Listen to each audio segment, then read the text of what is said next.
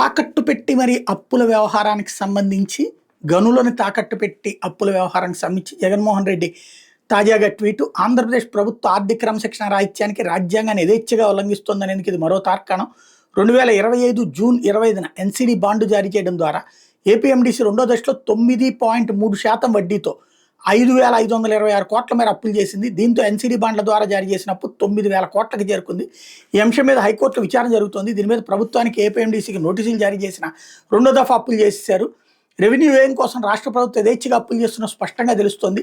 రాజ్యాంగ నిబంధనలు తొంగలు తొక్కి ఆర్బీఐలో రాష్ట్ర కన్సాలిడేటెడ్ ఫండ్ ఖాతా మీద ఎన్సీడీ బాండ్లు కొనుగోలు చేసిన ప్రైవేట్ వ్యక్తులకు టీడీపీ కూటమి ప్రభుత్వం ఆజమాయిషి కల్పించింది.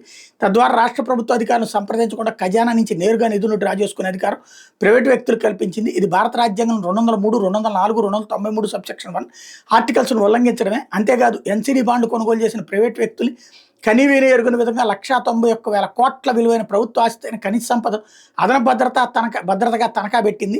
అది కూడా కేవలం 9,000 కోట్ల అప్పు కోసం రాష్ట్ర కన్సాలిడేటెడ్ ఫండ్పై ఆజమాయిషీ కల్పించి అసాధారణ రీతిలో భారీ విలువ కలిగిన ప్రభుత్వ ఆస్తిని తనఖా పెట్టడానికి అనుమతిస్తూ రాష్ట్ర ప్రభుత్వం జారీ చేసిన ఎన్సీడీ బాండ్లు ఎస్డిఎల్ రాష్ట్ర అభివృద్ధి రుణాల కంటే మరింత సురక్షితమైన ఎవరికైనా అర్థమవుతుంది.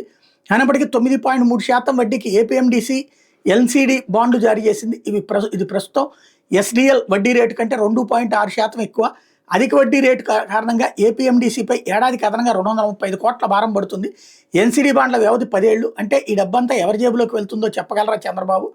ఎన్సీడీ బాండ్ జారీ చేయడం ద్వారా చేసిన అప్పుతో 13 నెలల్లో టీడీపీ కూటమి ప్రభుత్వం బడ్జెట్ రుణాలు గత ప్రభుత్వం 5 ఏళ్ల కాలంలో చేసిన రుణంలో 50% దాటిపోయినాయి అంటూ విమర్శిస్తూ దీన్ని నిర్మలా సీతారామన్కి ట్యాగ్ చేశారు. అట్లాగే కేంద్ర ప్రభుత్వానికి ట్యాగ్ చేశారు. జాతీయ మీడియా సంస్థలన్నిటికీ కూడా ట్యాగ్ చేస్తూ వాళ్ళని చూసి దీని మీద డిబేట్ చేసుకోండి అని చెప్తున్నారు అన్నమాట.